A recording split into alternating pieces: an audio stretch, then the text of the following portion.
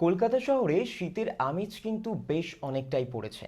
কিন্তু এই শীতের মধ্যে ধরুন না একটু গাঁয়ের মেঠো পথের গন্ধ, যেখানে ভেসে আসছে পল্লীগীতি কিংবা ভাটিয়ালি সুর। এরকম শীতের আমেজে সকাল সন্ধে সুরেলা সঙ্গীতের মধ্যে যদি আমরা ভেসে থাকি সেই আবহের মধ্যে, তাহলে বোধহয় আমাদের মনে পড়ে যায় সেই পুরনো শাস্ত্রীয় সঙ্গীতের কথা। নমস্কার, আমি সৈকত, ক্যালকলিং টিভিতে আপনাদেরকে স্বাগত। আজকের কিছু কথা কিছু গানে আমরা প্রতিদিন পরিচিত হই কিছু নতুন মানুষদের সঙ্গে, যারা আদতে অনেক পুরনো মানুষ, পুরনো মুখ, কিন্তু যাদেরকে আমরা নতুনভাবে খুঁজে পাই এই আড্ডাগুলোতে। আজকে আমার সঙ্গে কিছু কথা কিছু গানের আড্ডায় রয়েছেন বিশিষ্ট সঙ্গীত শিল্পী পণ্ডিতজি সনাতন গোস্বামী। সনাতনবাবু, স্বাগত ক্যালকলিং টিভিতে। সনাতনবাবু, আপনার গান শুনে বড় হওয়া, আপনার গান শুনে মানে দর্শকও অনেক গান শুনেছেন, উপহার দিয়েছেন। এই যে যাত্রাপথটা একভাবে শুরু করেছিলেন একেবারে ছোট থেকে, এবং পারিবারিক একটা পরম্পরা রয়েছে, সেই গল্পটা আগে একটু শুনে নেব। ক্যালকলিংকে ধন্যবাদ জানাচ্ছি আমাকে এখানে ইনভাইট করার জন্য এবং আমার ইন্টারভিউ কাম সঙ্গীত পরিবেশন এটা করার জন্য। এবং আমি আমার নিজের সম্বন্ধে বলতে গেলে আমি খুব ছোট বয়স থেকে 7 বছর বয়সে আমি সঙ্গীত জীবন শুরু করেছি। এবং তখন আমার কাকার কাছে আমি প্রথম সঙ্গীত শুরু করি, যিনি পণ্ডিত চিন্ময় লাহিড়ীর ছাত্র ছিলেন, সুযোগ্য ছাত্র ছিলেন। এবং পরবর্তীতে উনি হঠাৎ করে খুব অল্প বয়সে উনি দেহত্যাগ করেন। তারপরে আমি কলকাতায় দীর্ঘ 18 বছর পণ্ডিত দীননাথ মিশ্রজির কাছে, ওনার কাছে শিখেছি। এবং এছাড়াও আমি আরও পণ্ডিত মহারাজ ব্যানার্জি, পণ্ডিত ভিজি যোগ, পদ্মবিভূষণ পণ্ডিত ভিজি যোগ, ওনার কাছেও আমি শিখেছি অনেক কিছু। এবং এই আমার যাত্রাপথ এখনো পর্যন্ত। যাত্রাপথে শুরুতেই আপনি বললেন কাকার কাছে, মানে একটা বংশ পরম্পরার একটা ব্যাপার, বা যেটাকে বলা চলে রক্ত। মানে শিল্পীর মধ্যে যে শিল্প সত্তা, তার জন্ম নেয় কিন্তু প্রাথমিক পর্যায়ে দরবার হচ্ছে পরিবার। তো সেই পরিবারের প্রত্যেকে কি শাস্ত্রীয় সঙ্গীত এবং বিভিন্ন উপশাস্ত্রীয় সঙ্গীতের সঙ্গে কি ছোটবেলা থেকে তারাও জড়িত ছিলেন, যেই কারণে আপনিও বহন করছেন? আমার কাকা ছিলেন, কিন্তু আমার বাবা মাও নিশ্চয়ই সঙ্গীতের মধ্যে ছিলেন, কিন্তু তারা এতটা এস্টাবলিশ ছিলেন না যে যতটা আমার কাকা ছিলেন। মানে রক্ত সূত্রে কোথাও একটা ছিল এই সঙ্গীতের একটা গন্ধ, যেই প্রলেপ ক্রমাগত একেবারে লেপে আপনিও আজকে এই জায়গায় এসেছেন। এই যে এতদিনের একটা জার্নি বলা যেতে পারে, এতদিনের অধ্যায়, এবং শুধুমাত্র আমি দর্শকদেরও বলে রাখি, এই সূত্রে জানিয়ে রাখি, শুধুমাত্র কিন্তু ভারত তথা বাংলার দরবারে নয়, আন্তর্জাতিক স্বীকৃতি, আন্তর্জাতিক দরবারে বহু দেশ তিনি ঘুরে বেরিয়েছেন। সেই গল্প এবার একটু শুনবো, কোন কোন দেশে গিয়েছেন এবং সেখানে বেনারসি থেকে পাতিয়ালি যে সমস্ত গান আপনি বলছিলেন সুরে আপনি গিয়েছেন, সেগুলো যদি দর্শকদের একটু বলেন। আমি মোটামুটি প্রথম আমার যাওয়া বাংলাদেশে, সেটা 1998 সালে। তারপরে 2000 সাল থেকে দীর্ঘ এই 20 বছর কন্টিনিউ চলছে। প্রত্যেক বছরই আমি বেরোই, কোথাও না কোথাও যাই, কোথাও ইউরোপ, আমেরিকা, মিডল ইস্ট, হ্যাঁ, সব জায়গাতেই গেছি আর কি প্রোগ্রাম করতে। এবং বিশেষ করে আমেরিকা, কানাডা, ওইখানেই যাওয়া বেশি হয়। তাছাড়াও সব জায়গায় অস্ট্রেলিয়া, ইংল্যান্ড, সুইজারল্যান্ড, পুরো ইউরোপ আর মিডল ইস্ট, দুবাই, মাস্কাট, সব জায়গাতেই গেছি মোটামুটি। মানে বিশ্বের দরবারে, বিশ্ব আঙিনায় যখন শাস্ত্রীয় সঙ্গীতের গানের ডালিঙে পাড়ি দিচ্ছেন বা উপহার দিচ্ছেন, সেখানে বাংলা গানের শাস্ত্রীয় সঙ্গীতের সঙ্গে, মানে আমরা জানি সঙ্গীত শাস্ত্রীয় সঙ্গীতের মধ্যে যে পার্থক্য বা ফারাক কিছু নয়, কারণ সব গানের সমাহার নিয়ে, গানের 7 সুরে 7 কাহন নিয়ে যে তৈরি হয়, সেখানে এতগুলো ভাষার সংমিশ্রণে যখন একটা সঙ্গীত, যখন সেই চর্চাটা শুরু হয় এবং সেটা বিশ্বের দরবারে যখন আপনারা উপস্থাপন করছেন, এই অনুভূতিটা কীরকম মনে হয় একজন শিল্পী হিসেবে? সেটা তো আমার নিজেকে খুব ধন্য বলে, সার্থক বলে মনে হয় যে আমরা ইন্ডিয়াকে, ভারতবর্ষের সংস্কৃতিকে বিশ্বের দরবারে রিপ্রেজেন্টেটিভ করছি, ওখানে নিয়ে যাচ্ছি। এবং তারা এত সুন্দর আমাদের ফিডব্যাক দেন, মানে এটা শুনে শুধু যে আমাদের দেশের লোকেরা তাই নয়, বিদেশিরাও এত সুন্দর তারা, এবং সমস্ত কিছু বোঝে তারা। এমন নয় যে তারা না বুঝে শুনে যাচ্ছে, তা নয়। এবং তারা তাদের কাছে শোনাতে গেলে যথেষ্ট নিজেকে যোগ্য হতে হবে, যোগ্যতা সম্পূর্ণ শিল্পীদেরই কি তারা ডাকেন।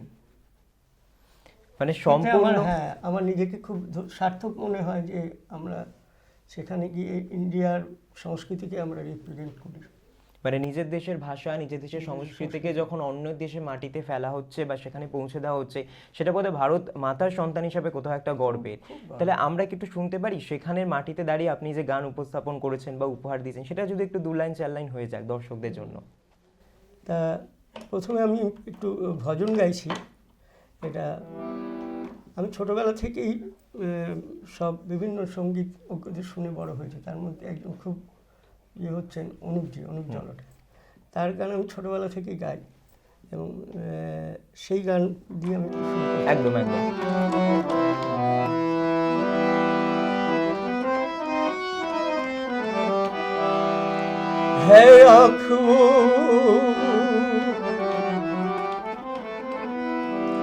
है आँख वो जो शाम का दर्शन किया करे, है शीश जो प्रभु चरण में वंदन किया करे। बेकार वो मुख है जो रहे वर्ष बातों में, मुख वो है जो हरि राम का सुमिरन किया करे। हीरे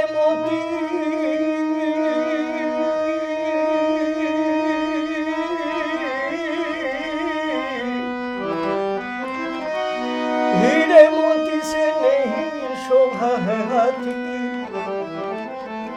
है हाथ जो भगवान का पूजन किया करे। मर कर भी अमर नाम है उस जीव का जग में, प्रभु प्रेम में बलिदान जो जीवन किया करे।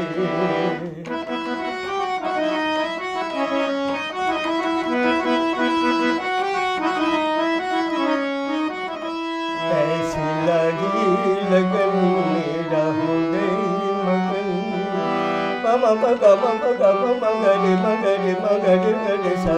ऐसी लगी लगन मेरा हो गई मगन, वो तो गली गली हरी गुन गले लगी। मैं बन की जुगन चली मेरा रानी दीवानी कहानी लगी। ऐसी लगी लगन।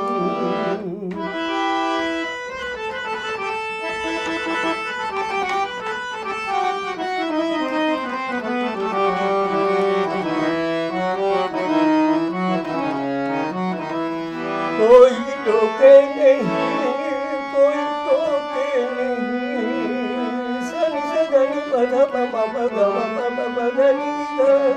कोई टोके नहीं, कोई टोके नहीं, मेरा गोविंद गोपाल गाने लगी।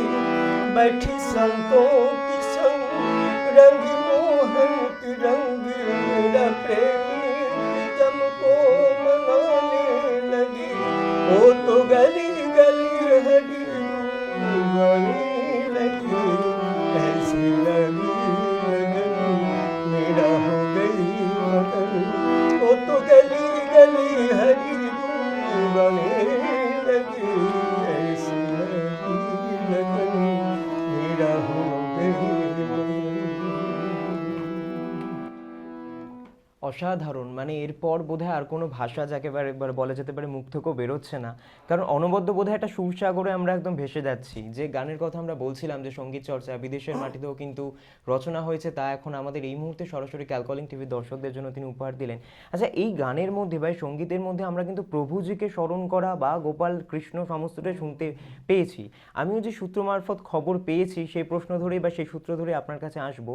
প্রভু চৈতন্যদেব নবদ্বীপের ধাম, এবং সেই নবদ্বীপের সঙ্গে আপনাদের প্রভু চৈতন্যদেবের একদম বলা যেতে পারে 14তম প্রজন্মের এই যে পারিবারিক সূত্র, এই সূত্রের কথা আমরা একটু দর্শকদের জানাবো। এবং সেই সূত্র মারফত শুরু করে চৈতন্য প্রভুর উদ্দেশ্যে আমরা দেখি নবদ্বীপ বা ইস্কনের মন্দিরে যে সঙ্গীত শাস্ত্রীয় বা সঙ্গীত চর্চা চলে, সেসব নিয়ে একটু সবিস্তারে যদি আলোচনা করেন। আমি নিজে খুবই সৌভাগ্যবান বলে মনে করি যে আমি ওইরকম একটা ফ্যামিলিতে জন্মেছি যেটা চৈতন্য মহাপ্রভুর ওয়াইফের 14 জেনারেশন। আমরা হচ্ছে 14 জেনারেশন এবং নবদ্বীপের যে মেন মন্দির ধামেশ্বর মহাপ্রভু, সেটা আমরা সেখানকার সেবাই। এটা আমাদের খুব সৌভাগ্য, আমার খুব সৌভাগ্যবান বলে মনে হয় নিজেকে। কারণ এখান থেকে আজ সারা পৃথিবীতে শান্তির বার্তা, হ্যাঁ, এবং সম্প্রীতির বার্তা, সমস্ত চৈতন্য মহাপ্রভুর যে আদর্শ, সেটা এখন সারা পৃথিবীতে প্রচারিত। এবং ইস্কনের আজকে প্রায় 350টা দেশে মন্দিরে আছে, তারা এই চৈতন্য মহাপ্রভুর নাম নিয়ে তারা ইয়ে করে। আর সেই জন্যে আমি নিজেকে খুব সৌভাগ্যবান মনে করেছি, ওরকম একটা ফ্যামিলিতে আমরা জন্মেছি। সেখানেও একটা পারিবারিক সূত্র রয়েছে। এই যে সূত্র, বংশ পরম্পরা, সেটার আভিজাত্য ধরে যে চলে আসছে, আপনার পরবর্তী জেনারেশনে কিরকম সঙ্গীত চর্চার সাথে যুক্ত রয়েছে? আপনি তো আগের বলেছিলেন পূর্ব পরম্পরা চলছে, কিন্তু পরবর্তী বা আগামী দিনে তারাও কি একইভাবে যুক্ত রয়েছে? তারাও যুক্ত আছে, কিছু আছে, এবং আমার কাছে নিজেও কিছু অনেকে শিখছে, তারা পরবর্তী জেনারেশনের ছেলেরা, এবং তারা খুবই ইন্টারেস্টেড ক্লাসিক্যালের শেখা। ক্লাসিক্যাল শুধু না, ভজন, হ্যাঁ, আধুনিকও অনেক করে, কিন্তু এর সঙ্গে যুক্ত হচ্ছে অনেকে। আমি আবার পুরো ফিরে আসছে আবার জিনিস। এই কথা সূত্র ধরেই একটু আসবো সনাতন বাবুর কাছে। সনাতন বাবু খুব একটা ভালো কথা বলেছেন যে আগামী প্রজন্ম বা আগামী দিনের ছাত্ররা তারা শিখছে, ছাত্রছাত্রীরা যারা শিক্ষা লাভ করছে। বর্তমান প্রজন্ম, আমরা এখন 2021-এ দাঁড়িয়ে আমরা এখন আধুনিক গানের প্রতি খুব ঝোঁকপূর্ণ বলা যেতে পারে। ক্লাসিক্যাল মিউজিক বা ভজন সঙ্গীত, নজরুল গীতি যে সমস্ত থাকুক না কেন, আধুনিক সঙ্গীতের ওপরে আমাদের বোধহয় একটা বেশি ঝোঁক। সেই জায়গায় দাঁড়িয়ে বর্তমান প্রজন্ম যে এই শাস্ত্রীয় সঙ্গীতের ঘরানা বা বেনারসি ঘরানা বলুন, ভজল বলুন, ঠুংরি বলুন, এই সমস্ত ধারার মধ্যে যে তারা নিজেদের আবদ্ধ করে রেখেছে, এটা কোন চোখে দেখেন? আগে একটা সময় ছিল, এখন আরেকটা সময়, বিস্তর ফারাক। ফারাক কিছুই নয়। আমার মনে হয় যে আগেও যেরকম ছিল, আগেও শাস্ত্রীয় সঙ্গীতের সঙ্গে লাইট মিউজিক ছিল। বড়গোলাম খাঁ সাহেব, তিনিও আয়নাবালাম দিয়ে, আয়নাবালাম তো আর ক্লাসিক্যাল, মানে পিওর ক্লাসিক্যালের মধ্যে পড়ে না, সেটা ঠুমরি অঙ্গের, সেটাকেই উনি কিন্তু নাম করেছেন, আয়নাবালাম ইয়াদ পিয়া কি আয়। সেরকম এখনকার জেনারেশনে যারা গান করেন, তারাও যাদের নাম হয়, ধরুন বম্বে বলুন, ক্যালকাটা বলুন, যাদেরই নাম হয়েছে, তাদের অন্তত ক্লাসিক্যালের বেসটা যদি না থাকে, আজকে বম্বেতে যারা নাম করা আর্টিস্ট, কলকাতায় যারা নাম করা আর্টিস্ট, প্রত্যেকেরই কিন্তু ক্লাসিক্যাল বেস আছে। তারপর তারা নিজেকে মোটিভেট করেছেন অন্যদিকে, বাংলা গানের দিকে বা আধুনিক গানের দিকে, এবং সেই গানই এখনও পর্যন্ত দেখবেন, লক্ষ্য করে থাকবেন, সেই গানই হিট হয়, যে গানের মধ্যে শাস্ত্রীয় সঙ্গীত বা ফোক মিউজিকের আধার থাকে, সেই গানই কিন্তু জনপ্রিয় হয়। সনাতনবাবু, ফোক মিউজিকের এখন বিভিন্ন ঘরানা আমরা দেখতে পাচ্ছি বদলাচ্ছে। ফোক মিউজিকের বিভিন্ন ঘরানার মধ্যে এখন আমরা দেখতে পাচ্ছি মানুষ নতুন করে খুঁজে পাচ্ছে। এই আধুনিক গানের মধ্যে যদি ফোক মিউজিকের একটা সংমিশ্রণ থাকে, তাহলে সেটা কি আরও বেশি বিশ্বের দরবারে মানুষের কাছে গ্রহণযোগ্যতা পায়? কারণ পুরনোকেও বজায় থাকলে সমানভাবে নতুনের একটা অভিনবত্ব। এবং আমাদের শাস্ত্রীয় সঙ্গীতটা ফোক মিউজিক থেকেই এসছে, কিন্তু ফোকের থেকে শাস্ত্রীয় সঙ্গীত মিউজিক এসছে। তাহলে আমরা যদি একটু ফোক কিছু একটা শুনতে পারি। দেখুন, এই গানটা আমি যেটা গাইছি, সেটা থেকে কবিগুরু রবীন্দ্রনাথ ঠাকুর, তিনিও ওই ফোক থেকেই নিয়ে, যদি তোর ডাক শুনে কেউ না আসে, সেই গানটা করেছেন। সেটা আমি শোনাচ্ছি। হরি নাম দিয়ে জগৎ মাতালে, আমার একলা নিতাই। হরি নাম দিয়ে জগৎ মাতালে, আমার একলা নিতাই। আমার একলা নিতাই, একলা নিতাই, একলা নিতাই, একলা নিতাই।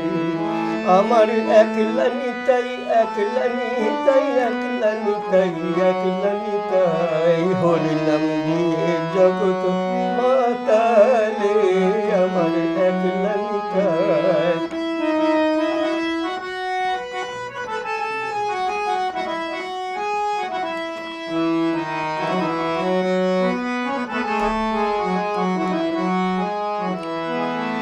আমার নিতাই নীতি গৌর, ওরে ওরে মন আমার নিতাই নীতি গৌর, ওরে ডাকলি নিতাই গৌর বলে, নিতাই নীতি গৌর। যদি মনে করে নিতাই গৌর দিলে দিতে পারে, একলা নিতাই। হরিনাম দিয়ে জগৎ মাতালে আমার একলা নিতাই, যদি তোর ডাক শুনে কেউ না আসে তবে একলা চলো রে, যদি তোর ডাক শুনে কেউ না আসে তবে একলা চলো রে। কেয়া বাত, অসাধারণ অসাধারণ গান বলবেন। রবীন্দ্রসঙ্গীতের মধ্যেও আমরা দেখতে পাচ্ছি এই যে সুরেলা যে একটা প্রভাব বা শাস্ত্রীয় সঙ্গীত থেকে বলা যেতে পারে। উনি তো শিখেছেন যদু ভট্টের কাছে, রবীন্দ্রনাথ ঠাকুর তো যদু ভট্টের কাছে ক্লাসিক্যাল শিখেছেন, এবং বিষ্ণুপুর ঘরানার যিনি ইয়ে ছিলেন, এবং এবং ওনার বাড়িতে তো সঙ্গীতের সব সব শাখার চর্চা ছিল, ধ্রুপদ থেকে শুরু করে সমস্ত। সেই জন্যে ওনার সঙ্গীত এত রিচ, এবং আজ সারা পৃথিবীতে রবীন্দ্রসঙ্গীত এত সমাদৃত। আর আমি একটু ছোট করে জেনে নিতে চাইবো এর ফাঁকে, আপনার কোনো মিউজিক অ্যালবাম যা খুব রিসেন্টলি লঞ্চ করেছে বা এর আগে, যেখানে দুটো আধুনিকের সঙ্গে পাল্লা দিয়ে পুরনো অভিনবত্ব এবং নতুন অর্থে দুটোরই সংমিশ্রণ রয়েছে, এরকম কোনো মিউজিক অ্যালবাম কি লঞ্চ করেছিল সামনে? সামনে হয়নি, সামনে কথা চলছে আর কি। কথা চলছে। আচ্ছা, তার যদি কিছু আভাস, দুটো লাইন যদি আমাদের দর্শকদের জন্য আগাম আমরা উপহার দিতে পারি তাহলে কেমন হয়?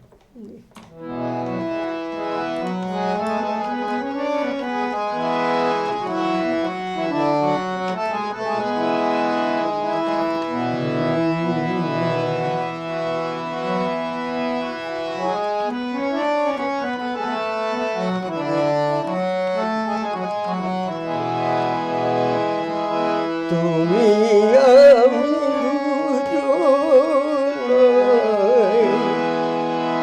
এর মধুর সন্ধ্যায়,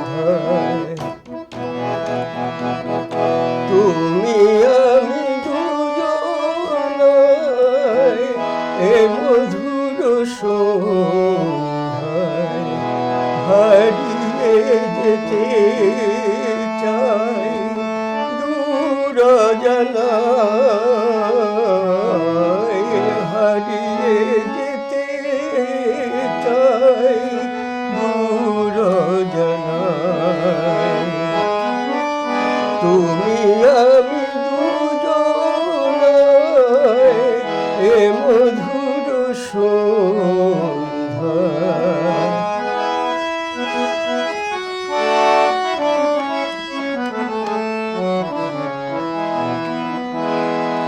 ভাবিনি যে কোনো দিন এ মনে রানী নয় ফুটবে প্রেমের ফুল, খুঁজে পাবো যে তোমায় সময়ের স্রোতে ভেসে, মিলব দুজনে সে একই মোহনায়, একই মোহনায়, তুমি আমি দুজনাই এই মধুর সন্ধ্যায়। অসাধারণ অসাধারণ। মানে দর্শকরাও এই মুহূর্তে আমাদের যারা আসরে অংশ নিয়েছেন তারাও বুঝতে পারছেন যে আমরা কোথায় এই মুহূর্তে এসে উপস্থিত হয়েছি। মানে সব ঘটনা সব ধারণা নিয়েই কিন্তু একসাথে আমরা এক জায়গায় এসে উপস্থিত হয়েছি। আমরা একেবারে আলোচনা বা আজকের আড্ডার একেবারে শেষ মুহূর্তে চলে এসেছি। তবে যাওয়ার আগে, একেবারে শেষ করবার আগে, আমরা তো কিছু কথা কিছুখানে কোনো শিল্পীকেই ছাড়তে চাই না, ইভেন আমাদের দর্শকরাও ছাড়তে চায় না। দর্শকদের জন্য যদি কিছু বলতে চান এবং আগামী দিনে শাস্ত্রীয় সঙ্গীত শোনার যে আগ্রহ তৈরি করা, আধুনিক সঙ্গীতের পাশাপাশি সেটাও চলুক, এটা যদি দর্শকদের একটু বলতে চান কিছু এই ব্যাপারে। সঙ্গীত আপনারা আপনাদের কাছে আমার একটাই অনুরোধ, ভালো সঙ্গীতকে উৎসাহিত করুন এবং ভালো সঙ্গীত শুনুন। সে যে কোনো শাখার হতে পারে, কিন্তু সেটা যেন কোয়ালিটি, যেন তার একটা মিনিমাম স্ট্যান্ডার্ড কোয়ালিটি থাকে, সেই সঙ্গীত শুনুন এবং শিল্পীদেরকে উৎসাহিত করুন। উৎসাহিত করলে এবং তারা অনেক উৎসাহ পাবে এবং নতুন নতুন সঙ্গীতের আবার পুরনো দিনের মতো যে সঙ্গীত, পুরনো ধারার যে সঙ্গীত, সেগুলো আবার ফিরে আসবে। আর আপনারা যেভাবে প্রতি মুহূর্তে নিজেদেরকে ভেঙেছেন, এক ঘরানা থেকে এখন এই মুহূর্তে বর্তমানে বাস্তবে দাঁড়িয়েছে, সে জায়গায় তো আমাদের দেখতে পাচ্ছি একদম ওয়েব প্ল্যাটফর্মের গ্রহণযোগ্যতা সব থেকে বেশি। লকডাউনে আপনারা ডিজিটালি মারফত মানুষকে উপহার দিয়েছেন, এই ব্যাপারটাকে কী করে গোলাবেন? সেই মঞ্চ থেকে এখন ডিজিটাল প্ল্যাটফর্মে পৌঁছে যাচ্ছে শিল্পীরা, ঘরে ঘরে পৌঁছে দিচ্ছে, এই ব্যাপারটা যদি একটু ব্যক্ত করেন। এটা আরও কঠিন, কারণ এখন মানুষ আরও বুঝতে পারবে কার কোন কী কোয়ালিটি। এখন তো ঘরে ঘরে ফোনের মাধ্যমে সবাই দেখে নিচ্ছে সবাইকে এবং পরখ করে নিচ্ছে। এখন কিন্তু ফাঁকি দিয়ে গান বাজনাটা হবে না, এখন নিজেকে তো সেইভাবেই তৈরি করতে হবে, লোককে ভালো লাগানোর মতো গ্রহণযোগ্যতা তৈরি করতে হবে, তবেই আমার মনে হয় যে লোকের কাছে গ্রহণযোগ্য হবে। আর একেবারে শেষ মুহূর্তে আপনার একটা প্রিয় গান দর্শকদের জন্য, যা দিয়ে শেষ হবে আমাদের আজকের অনুষ্ঠান। আমার আমার খুব প্রিয় শিল্পী পণ্ডিত অনুপ জলোটাজি, তারই একখানি গান আছে। वो काला एक बांसुरी वाला, वो काला एक बांसुरी वाला, बांसुरी वाला, बांसुरी वाला,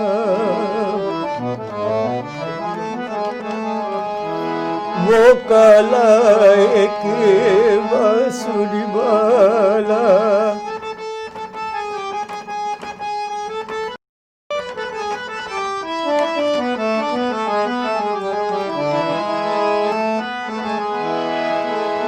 वो काला एक बांसुरी वाला, सुध बिसरा गया मोरी रे, सुध बिसरा गया मोरी,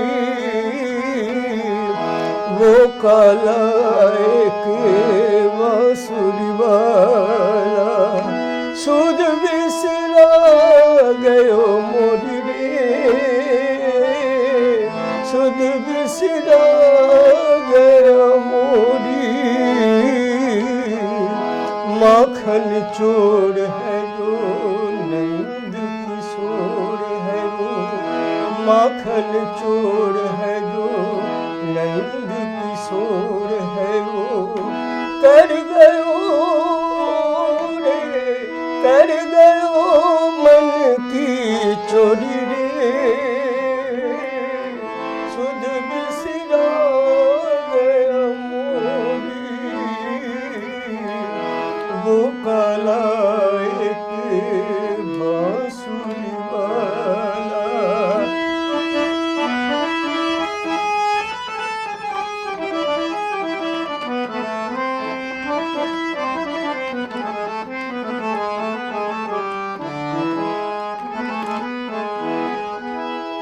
पनघट पे मोरी बैया मरोरी, पनघट पे मोरी बैया मरोरी, मैं बोली तो मेरी मटकी फोड़ी,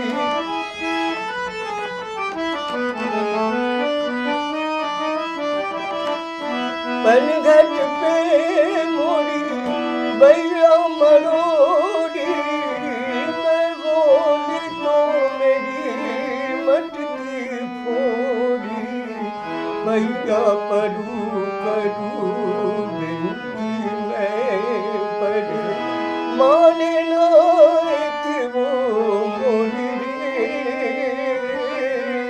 सुध बिसरा गया मोरी, वो काला एक बांसुरी वाला।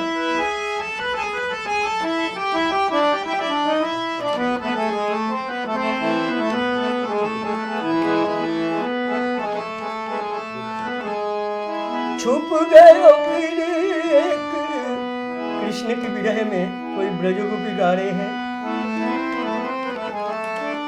कुछ छुप गयो फिर एक तान सुना के, छुप गयो फिर एक तान सुना के, कहाँ गयो एक बान चला के, गोकुल ढूंढा मैंने मथुरा ढूंढी, कोई नगरिया ना छोड़ी रे,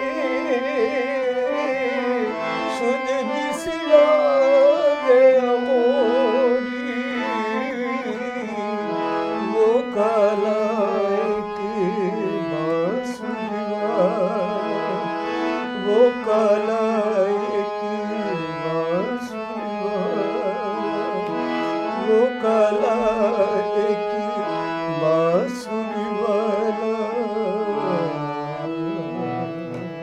কেয়া বাত, কেয়া বাত। অসংখ্য ধন্যবাদ সনাতন বাবুকে আমাদের সঙ্গে আজকে সময় দেওয়ার জন্য। আমারও আশা খুব করি ভালো লাগছে। আগামী দিনে আসলে আপনাকে পাবো আমরা। আপনাদেরকে অসংখ্য ধন্যবাদ। সঙ্গে থাকুন, দেখতে থাকুন ক্যালকলিং টিভি। আজকের আড্ডা, কিছু কথা কিছু গান এ পর্যন্তই। ধন্যবাদ, সকলে ভালো থাকবেন। নমস্কার।